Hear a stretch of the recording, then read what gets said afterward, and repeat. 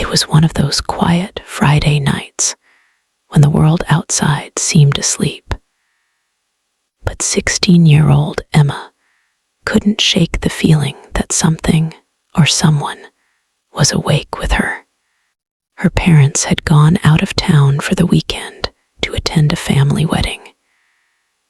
It wasn't the first time Emma had been left alone, but tonight felt different. The silence in the house wasn't peaceful, it was heavy, as though the walls themselves were holding their breath. She tried to brush it off. "It's just my imagination," she whispered, curling up on the couch with popcorn and her favorite horror movie playing in the background. Ironically, the irony wasn't lost on her watching a horror film while being home alone. Typical teenage bravado. Halfway through the movie, the lights flickered. A small zap echoed through the living room, and the screen went black. The house sank into darkness. Emma sighed, trying to laugh it off. "Perfect timing," she muttered, reaching for her phone to turn on the flashlight. But when she unlocked it, she noticed something strange. Her phone notifications showed 3 missed calls, all from her own number. Her heart stuttered. What the? The first thought was that it had to be a glitch. Maybe a network issue. But before she could think too deeply, a faint tapping came from upstairs, rhythmic, deliberate, like fingers on glass. She froze. The sound came again. Tap, tap, tap. Emma's throat tightened. She turned off the flashlight and stood perfectly still, listening. It was coming from her bedroom, the room she had left with the window slightly open to let the evening air in. Grabbing a kitchen knife, she moved cautiously toward the stairs. Every creak of the floorboard seemed louder than her heartbeat. As she reached the top, she saw something that made her skin crawl. The faint glow of her bedside lamp was on. She was sure she'd turned it off before coming downstairs. Her breath trembled. She stepped closer. The tapping had stopped. Then she saw it. A shadow, tall, slender, reflected faintly in the mirror beside her bed. Someone was standing near the window, perfectly still. Emma clapped a hand over her mouth to stop a scream. Her heart thundered as her phone buzzed again. She looked down. Unknown number. "Why did you turn the light off?" She dropped the phone in panic. The sound made the figure move, not fast, not jerky, but a slow, deliberate turn toward her. She bolted down the hallway, nearly tripping over her own feet as heavy footsteps followed behind. She ran into her parents' room and locked the door. Her hands shook as she dialed 911. But before the call could connect, the line went dead. No signal. "Please, please," she whispered, looking for another way out. There was a window, but it was 2 stories high. Jumping wasn't an option. She hid in the closet, clutching her knife, trying to control her breathing. The house was silent again, deathly silent, until the doorknob started to turn. Click, click, click. Someone was on the other side, testing the lock. Emma's heart raced so fast she thought she'd pass out. She could hear faint breathing, raspy, close. Then the voice came. Low, male, and whispering through the door. Why are you hiding, Emma? Her name, he knew her name. Tears welled up in her eyes as the lock jiggled violently. She backed deeper into the closet, praying for the police to arrive, praying for anyone to hear her. Then silence again. Minutes passed like hours. Finally, she gathered enough courage to peek through the closet slats. The door was still closed. Maybe he'd left. Slowly, she opened the closet door. The bedroom was empty, or so it seemed. The window was wide open now, curtains blowing in the cold night air. Relief washed through her in shaky waves. She picked up her phone again, one bar of signal. She quickly called 911 and whispered her address. But as she turned to grab her bag, something caught her eye. The full-length mirror across the room. There, standing right behind her, was the same tall, faceless figure reflected in the glass.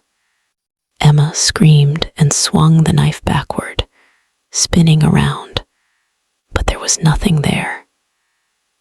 The mirror cracked down the middle with the force of her strike, splintering her reflection into 1,000 distorted pieces. The police arrived 10 minutes later, breaking down the front door. They found Emma trembling in the corner, knife still in hand, the mirror shattered. No sign of forced entry, no footprints, no intruder. But when one of the officers went to close the broken window, he froze. Carved faintly into the wooden frame were 4 words: jagged, childlike, and fresh. See you next time. Weeks passed. Emma moved in with her aunt in another city, trying to heal. But every night before bed, she checked every lock, every window. Still, the nightmares came, the reflection, the voice, the tapping. One night, unable to sleep, she stood before her new bedroom mirror, staring at her own tired face. Behind her, faintly in the reflection, she thought she saw movement. Just a flicker, a blur. Her phone buzzed on the nightstand. Unknown number. You forgot to say goodnight. Moral/message. Never ignore your instincts. When something feels wrong, trust it, because sometimes what we call imagination is a warning we're not meant to ignore. Night was colder than usual when Emily and her younger brother Ryan drove up the winding road that led to the old Maplewood cottage. Their car headlights cut through the mist, revealing tall, lifeless trees and a narrow dirt path ahead. The cottage stood alone at the edge of the woods, its windows dark and its walls blanketed with creeping ivy. Emily gripped the steering wheel tightly, her heart pounding. This was supposed to be their fresh start, a quiet weekend away after their parents, passing 6 months ago. But as the car came to a stop, something about the place felt wrong. Emily was 24, responsible, and had taken care of Ryan ever since the accident that took their parents' lives. She had found the cottage listed online, a perfect countryside getaway, the ad said. The owner, an elderly woman named Mrs. Holloway, had given her the keys without hesitation. But now, standing in front of it, Emily felt a strange heaviness in the air, like the house itself was watching them. They unpacked quickly, trying to ignore the eerie creaks and whispers that echoed through the old wooden structure. Ryan, only 15, was more fascinated than scared. "It's just an old house," he said, brushing dust off a shelf. Emily tried to smile, but she couldn't shake the feeling that something was off. The furniture was antique, untouched for decades. The walls were lined with portraits of people with hollow eyes, their faces half faded. One painting in particular stood out. A woman in a black dress, standing in front of the very same cottage, her face hidden behind a dark veil. That night, the wind howled through the cracks of the old windows. Emily couldn't sleep. She kept hearing soft footsteps outside her door, slow and deliberate. When she finally gathered the courage to open it, there was no one there, only the faint scent of lavender and smoke drifting through the hall. She went downstairs and froze. The woman from the painting was standing by the fireplace, facing away from her. Her black dress shimmered faintly in the dim light. "Who's there?" Emily whispered, her voice trembling. The figure didn't move. Then, suddenly, it turned its head, not all the way, but enough for Emily to see a pale, cracked face with empty eyes. Emily stumbled back, her breath caught in her throat. The woman lifted a finger to her lips and whispered, "Don't wake him," before vanishing into the shadows. The next morning, Ryan found Emily pale and shaken. She told him what she saw, but he laughed it off. "You're just tired, Em. You haven't really slept in weeks." But later that day, he too began to notice strange things, doors closing on their own, the sound of someone crying softly from the attic, and a mirror in the hallway that reflected things that weren't there. Determined to find out the truth, Emily searched the cottage for any clue about the woman in black. In the basement, behind an old trunk, she found a dusty journal. The first page was dated October 5th, 1942. It belonged to a woman named Margaret Holloway, the same surname as the woman who had rented them the cottage. The entries spoke of loneliness, of losing a child in a fire that destroyed part of the house, and of her desperate attempts to contact his spirit.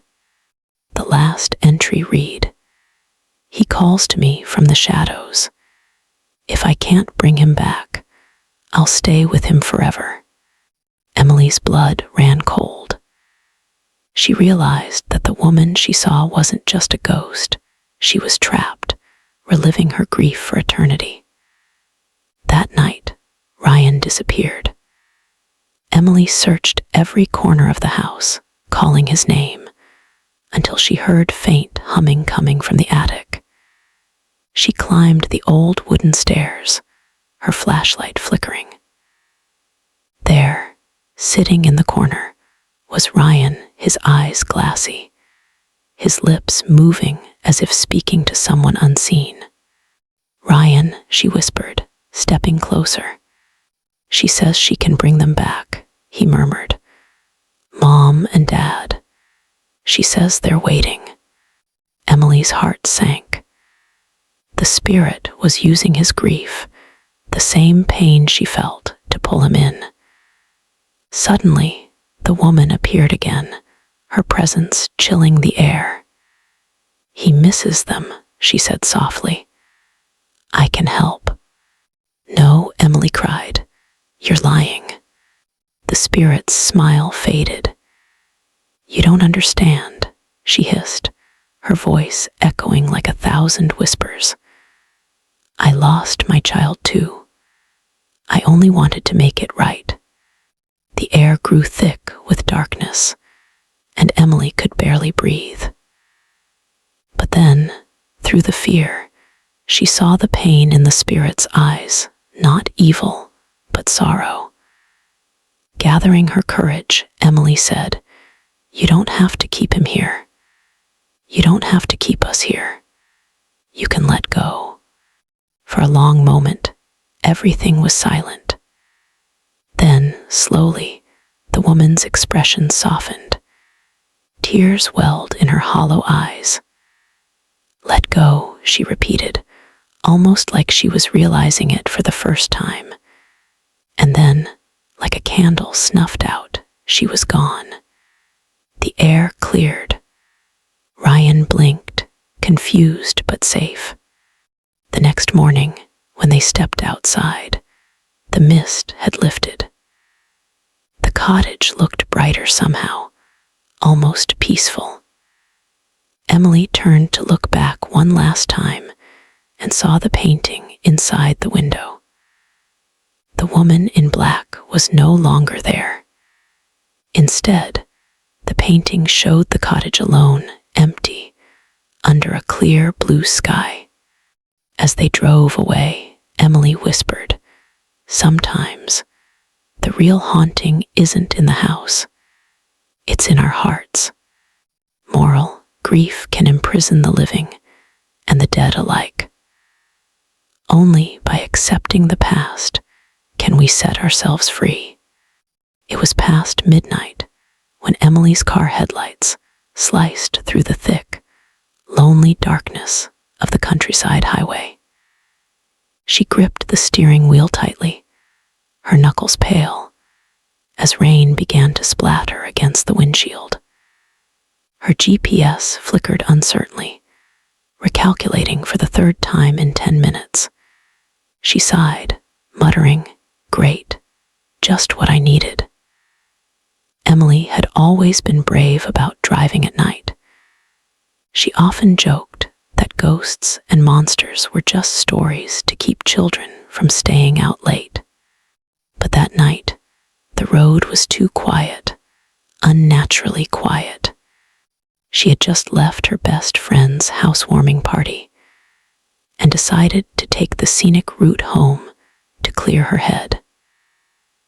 The argument she'd had earlier with her boyfriend still echoed in her mind. Maybe that's why she was so determined to drive through the lonely backroads. She needed time to think, to breathe, to calm the storm inside her. But the silence outside her car was so thick it felt alive. After nearly half an hour, Emily realized she hadn't seen a single car since leaving the town. The road stretched endlessly ahead, bordered by dense woods that seemed to watch her. Then, out of nowhere, a strange thump echoed beneath her car. She slammed the brakes, and the car skidded slightly on the wet road before coming to a stop. Heart racing, Emily stepped out, her shoes splashing into shallow puddles. The cold night air bit at her skin as she crouched beside the car, checking the tires. Nothing. No flat, no debris, just silence. But as she stood up, she noticed something that made her freeze: footprints. Bare footprints. They trailed from the edge of the woods to the middle of the road and then disappeared behind her car. She felt a chill creep up her spine. "Hello," she called out, voice trembling slightly. "Is someone there?" The only response was the soft whisper of the wind through the trees. Emily's pulse quickened. She got back into her car, locked the doors, and tried to laugh it off. Probably some animal, she told herself. Maybe water dripping from the trees. But deep down, she didn't believe that. 10 minutes later, as she drove on, her headlights caught something, a shadow standing by the roadside. It was shaped like a person, but motionless. Emily's breath caught in her throat. She slowed down, heart hammering. The figure didn't move. It just stood there, head slightly tilted, as if watching her. She pressed on the gas, speeding past it, refusing to look back. But as the road curved, her rearview mirror caught movement. That same figure was now in the middle of the road behind her, illuminated by her taillights. It hadn't been possible. She'd been driving fast. There was no way anyone could have gotten there so quickly. Her hands shook as she reached for her phone. No signal. Come on, she whispered. The rain grew heavier, turning into a storm that blurred the road ahead.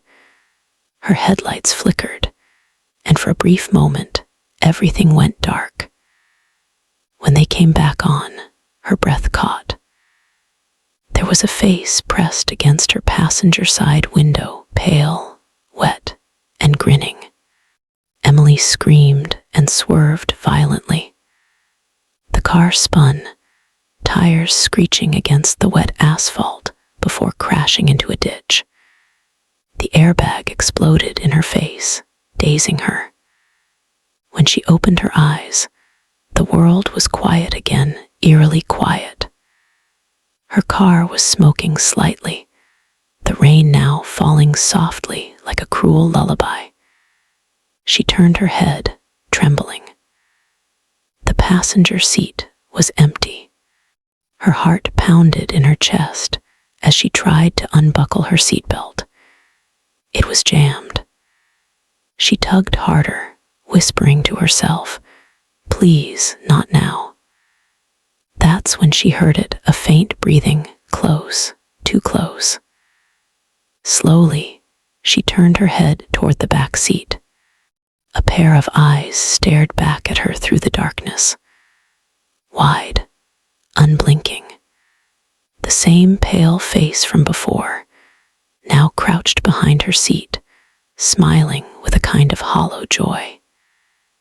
Emily screamed again, pushing against the door until it burst open. She stumbled out into the rain, running down the road barefoot, calling for help. But her voice only echoed into the empty night. Minutes passed, or maybe hours. The road seemed endless.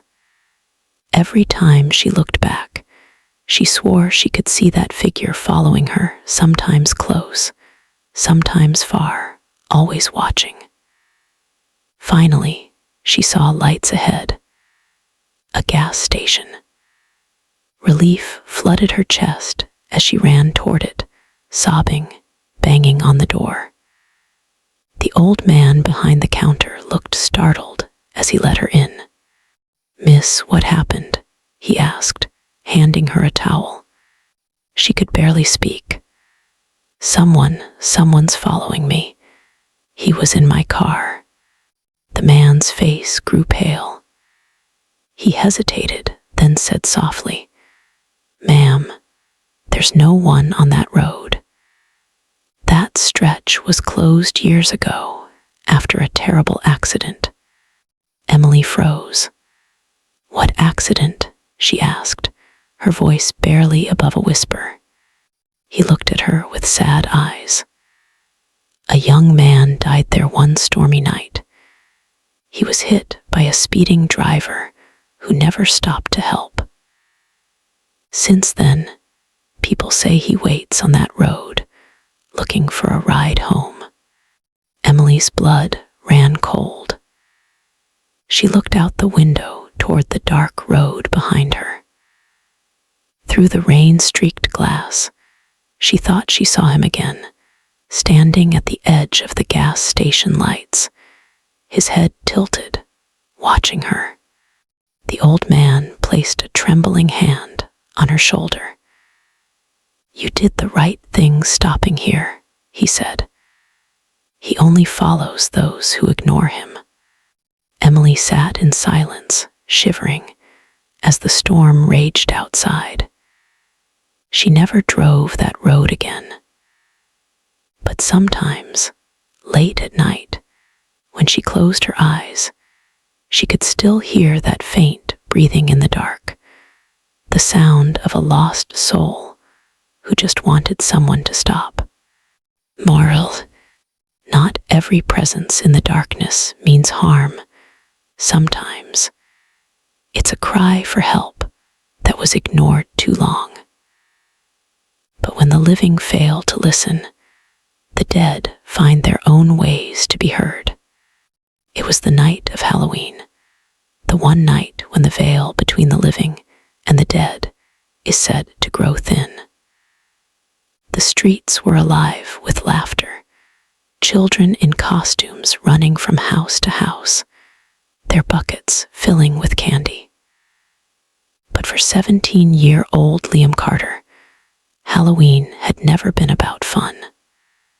For him, it was a reminder of what he'd lost exactly 1 year ago. Last Halloween, his best friend Evan had vanished without a trace after daring Liam to enter the old Holloway mansion, an abandoned house on the edge of their small town. The police searched for days, but all they ever found was Evan's flashlight flickering weakly in the mansion's dusty hallway. Since that night, Liam had been haunted not by ghosts, but by guilt. He was supposed to go in with Evan, but he chickened out at the last second. Evan went in alone and never came out. This Halloween, Liam decided to face his fear.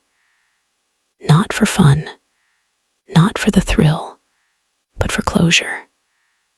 I owe him that much, he whispered to himself, gripping the small, cracked flashlight that had once belonged to Evan. His two friends, Maya and Chris, tried to talk him out of it. "Liam, this is crazy," Maya said, her voice trembling. "People say that house is cursed. The Holloway family disappeared there back in 1963. No one knows what happened to them." Chris added, "Bro, every kid in town knows the stories. People hear voices, see shadows, lights turning on by themselves. Why do this to yourself?" Liam looked at them, his jaw tight. "Because I can't live like this anymore. I have to know what happened to him." So at 11:47 p.m., just before midnight, they stood before the towering ruins of the Holloway mansion. The house loomed like a sleeping beast, broken windows, ivy crawling up its sides, and a gaping doorway that seemed to swallow the moonlight. The air felt unnaturally still, as if the world was holding its breath. When Liam pushed open the creaking door, it groaned like something alive. Dust swirled through the air, and the faint smell of decay clung to the walls. The beam of his flashlight cut through the darkness, landing on old furniture covered in white sheets, portraits with faces scratched out, and stairs that seemed ready to collapse under their weight. "Hello?" Liam's voice echoed softly. "Evan." No answer, just the distant sound of dripping water. They moved deeper into the house, their footsteps crunching on the debris. Maya clutched Liam's arm tightly. "We should have brought more light," she whispered. Chris nodded nervously. "Yeah, or maybe a priest." In one corner of the hallway, they found something that made their blood run cold. A faded message carved into the wall with shaky letters. "Don't let it in." Chris frowned. "Don't let what in?" Before Liam could answer, they heard it, a slow, dragging sound upstairs, like footsteps, but heavier, deliberate. They froze. Maya's voice cracked. Liam, maybe it's an animal. But deep down, they all knew it was. Liam tightened his grip on the flashlight and slowly climbed the stairs, each step groaning beneath him. The air grew colder, and the light began to flicker. Halfway up, the temperature dropped so sharply that they could see their breath. When they reached the top, the sound stopped. The hallway stretched out before them, endless and dark. And then, from one of the rooms, came a faint whisper. Liam. He spun around. Did you hear that? Maya nodded, her face pale. It said your name. He stepped toward the room at the end of the hall. The door was slightly ajar, and the light from his flashlight barely pierced the blackness inside. Evan, he whispered again. He pushed the door open and gasped. There, in the center of the room, stood a figure facing the wall. Tall, thin, dressed in the same hoodie Evan had worn the night he disappeared. His flashlight slipped from his hand and clattered to the floor, rolling across the room. Evan. The figure turned slowly, and what Liam saw wasn't his friend. The face was pale, stretched unnaturally long, the eyes hollow pits of darkness. When it opened its mouth, it screamed, a shrill, distorted cry that echoed through the mansion. Maya screamed. Chris grabbed Liam, pulling him back toward the hallway, but the door slammed shut with a deafening bang. Run, Liam shouted, forcing the door open with all his strength. They stumbled down the stairs, but the shadows moved, slithering along the walls, reaching out like hands trying to grab them. Chris tripped, falling hard. Go, he yelled. Don't stop. But Liam didn't leave him. He reached out, pulling Chris to his feet. No one's getting left behind. They burst through the front door and collapsed outside, gasping for air. The mansion loomed behind them, silent once more. The laughter of trick-or-treaters in the distance felt like it came from another world. Maya sobbed. What was that thing? Liam stared back at the house, shaking. It was Evan. Whatever's in there, it's not human.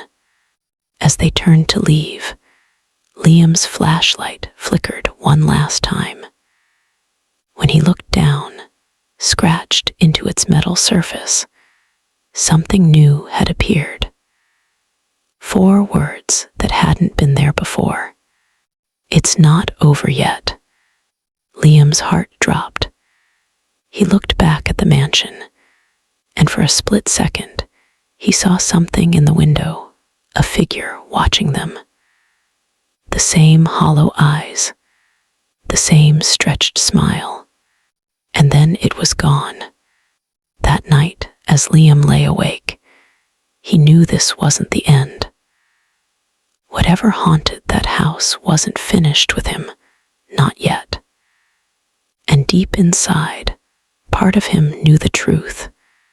To save Evan's soul and his own, he would have to go back. To be continued.